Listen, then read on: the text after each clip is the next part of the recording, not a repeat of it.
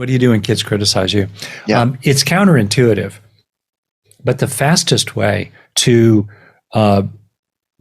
restore your own power, and the fastest way to get a good result from others, is to admit the maximum reasonable fault and then move on. Okay. It's a cut to the chase. And I think about my parents, who were loving, decent people, raised in traditional ways. They never admitted fault when I was growing up, ever. I think it's important for parents to cop to their part, whatever it might be. And you decide, you, the parent, decides what's reasonable, but then go to the maximum. And so it might look like this, the kid says, "You never listen to me," or something. Yeah. You go, "Well, okay, I really do want to listen to you. And I'm sure I haven't listened to you well enough in the past, and if there's particular times, I'm all ears, but I totally want to listen to you now. Whatever I messed up in the past, I do not want to do that anymore. What would it look like if I really listened to you?" What do you mean listen? Do you mean agreeing with you? Since I can, of course, listen to you, but doesn't mean I necessarily agree with you. Yeah. Which, frankly, is what a lot of people mean when they use the word listen. Right. It's a proxy for agreeing.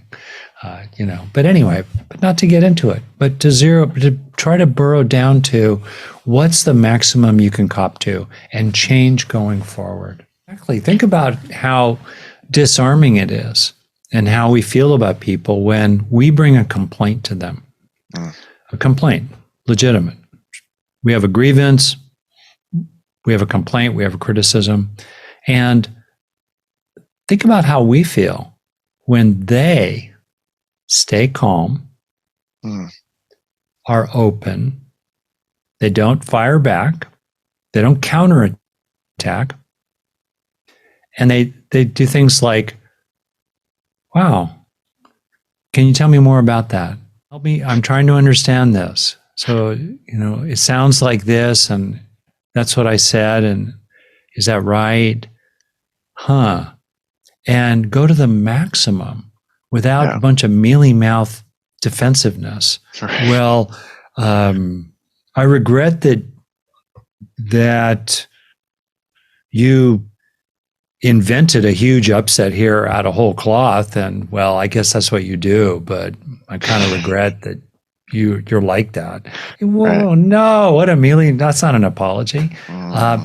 So yeah, it's so powerful to receive a complaint and to really zero in on it, and then use the complaint as a way to make an agreement for the future instead of arguing. Even sometimes kids or people, they'll complain about the past, and it will have an accusatory quality to it.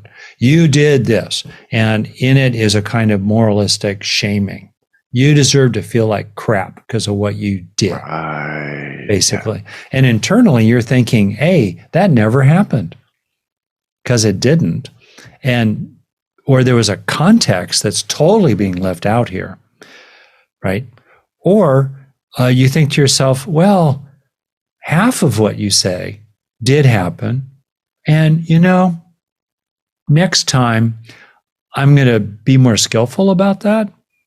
But it's not that I was a bad person there or a bad parent, and I don't deserve to feel like crap about it. I don't deserve to feel guilty about it. So you can make a distinction in your own mind, privately, about what actually happened and whether it's worthy of remorse because there was a moral fault of some kind. Like maybe you let yourself get too angry, or you'd had 2.5 beers and that was in the mix when you kind of had that weird interaction with them in the hallway last night. And that you deserve a wince of remorse about that. But that's really separate from most situations which are not worthy of remorse. They're just a matter of skillful correction. So all this can happen internally, and these distinctions are really helpful. And then, instead of arguing about the past or getting into it about, well, I'm going to be more skillful in the future, but I don't like your shaming tone here. Unless you really have to get into that. Instead of all that, based on your own internal clarity, what you decide is true. Make an agreement from now on. So if the kid accuses you of doing something that you never did, you can just agree to not do it anymore. Right? Because you don't do it anyway. Yeah. Or maybe what they're accusing you of is not a huge moral fault, but yeah, you can be more skillful. So agree to that part from now on. That's where it's hopeful. Instead of arguing about the past, make agreements for the future and keep them. And be clear about it. Be the impeccable mom, the impeccable dad.